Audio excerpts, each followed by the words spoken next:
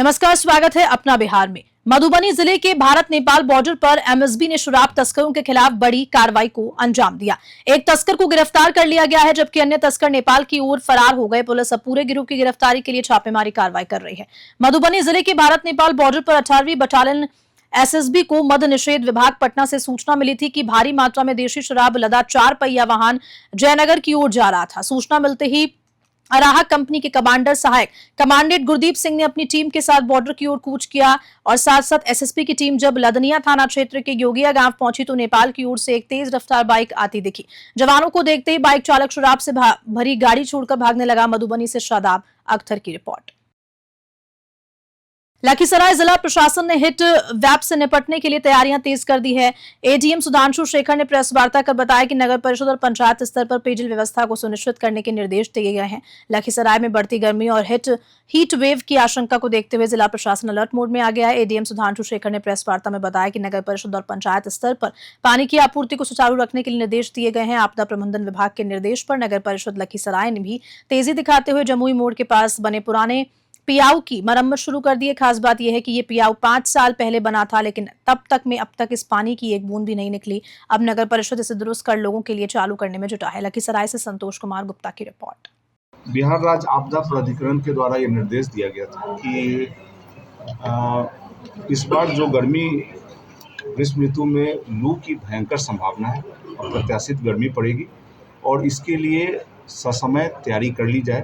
उसी तैयारी के क्रम में आज बैठक की गई जिलाधिकारी की अध्यक्षता में, लखीसराय की अध्यक्षता में, और उसमें निर्देश दिया गया है विभिन्न जो विभाग हैं, जो संबंधित हितधारक हैं, स्टेक होल्डर्स हैं, कि जो वल्नरेबल सेक्शंस हैं, खासकर स्कूली बच्चे, महिलाएं, यात्री, उन लोगों को कहीं भी पानी की कमी न हो। नवाडीह गांव के पास जंगल में लगी भीषण आग ने विकराल रूप ले लिया। आग की लपटें कई किलोमीटर दूर से दिख रही हैं, जिससे जंगल का बड़ा हिस्सा तबाही की चपेट में आ सकता है। अगर जल्द कार्रवाई नहीं हुई तो ग्रामीणों और वन्य जीवों के लिए खतरा बढ़ सकता है। राजौली थाना क्षेत्र के हरदिया पंचायत के नवाडीह गांव से सटे जंगल में भीषण आग लग गई। नई रेलवे लाइन के पास पहाड़ी इलाके में लगा आग की चपटें इतनी तेज हो गई कि दूर से ही दिख रही हैं और तेज आवाजें भी सुनाई दे रही है। आग के तेजी से फैलने के कारण जंगल में रहने वाले वन्यजीव अपने जान बचाने के लिए शहरी इलाकों की ओर भाग सकते हैं, जिससे आसपास के ग्रामीणों को भी खतरा बढ़ सकता है। कई बड़े बड़े पेड़ जलकर गिर रहे हैं और पूरा इलाका धुएं से भर गया है। स्थानीय लोगों के अनुसार जंगल में महुआ चुनने के दौरान आग लगाई जाती है, जो बाद में पूरे इलाके में फैल जाती है। नवादा से ऋषभ कुमार की रिपोर्ट।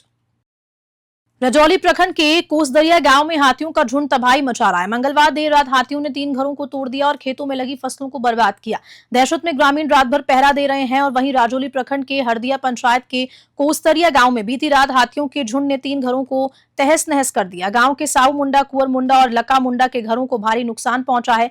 ग्रामीणों के मुताबिक हाथी आधी रात को गांव में घुसे और घरों में रखा अनाज, कपड़े और खेतों में लगी सब्जियों को नष्ट कर दिया। इससे पहले हाथियों का झुंड नवाडीह गांव होते हुए कोसदरिया पहुंचा और रास्ते में कई सरकारी संपत्तियों को नुकसान पहुंचाया, जिसमें नल जल योजना के पाइप और सोलर लाइट भी शामिल हैं। ग्रामीणों में दहशत का माहौल है। वे रात भर घरों से बाहर रहकर हाथियों पर नजर रख रहे हैं। नवादा से ऋषभ कुमार की रिपोर्ट। मेरा नाम है गोगा मुंडा, गांव कोसदरिया। रात 12 बजे को जंगली हाथी आकर पूरा घर को तोड़ फोड़ कर दिया। हम लोग घर में सुतल था, फिर हम लोग बाग के निकल गए और सब अनाज, कपड़ा लत्ता सब चीर फाड़ कर दिए। अनाज सब खा गए। सदर थाना परिसर में ईद, रामनवमी और चैती नवरात्र को लेकर शांति समिति की बैठक आयोजित हुई। बैठक में प्रशासन ने त्योहारों को शांतिपूर्ण ढंग से मनाने और सख्त नियमों के पालन की हिदायत दी। सदर थाना परिसर में अनुमंडल पदाधिकारी संतोष कुमार और साथ एसएसपी प्रवीण भारती को अध्यक्षता में शांति समिति की बैठक हुई। बैठक में प्रशासनिक अधिकारी, जनप्रतिनिधि और समाज सेवी मौजूद रहे। एसडीएम संतोष कुमार ने जनप्रतिनिधियों से सहयोग की अपील करते हुए कहा कि सभी त्योहारों को शांति और सौहार्द के साथ मनाया जाए। उन्होंने मंदिर और मस्जिद परिसरों की सफाई सुनिश्चित करने के निर्देश दिए। वहीं एसएसपी प्रवीण भारती ने सख्त लहजे में कहा कि इस बार किसी भी प्रकार के डीजे, जुलूस या सांस्कृतिक कार्यक्रम की अनुमति नहीं दी जाएगी। अगर कोई इस नियम का उल्लंघन करता है तो संबंधित कमेटी के खिलाफ बड़ी कार्रवाई होगी। सदर थाना अध्यक्ष विमलेंदु कुमार ने बताया कि त्योहारों के दौरान किसी भी तरह के हुड़दंग या अफवाहों पर रोक लगाने के लिए पुलिस पूरी तरह से अलर्ट रहेगी। सोशल मीडिया पर भी कड़ी नजर रखी जाएगी और भड़काऊ मैसेज फैलाने वालों पर कड़ी कार्रवाई होगी। मधेपुरा से अमन आनंद की रिपोर्ट।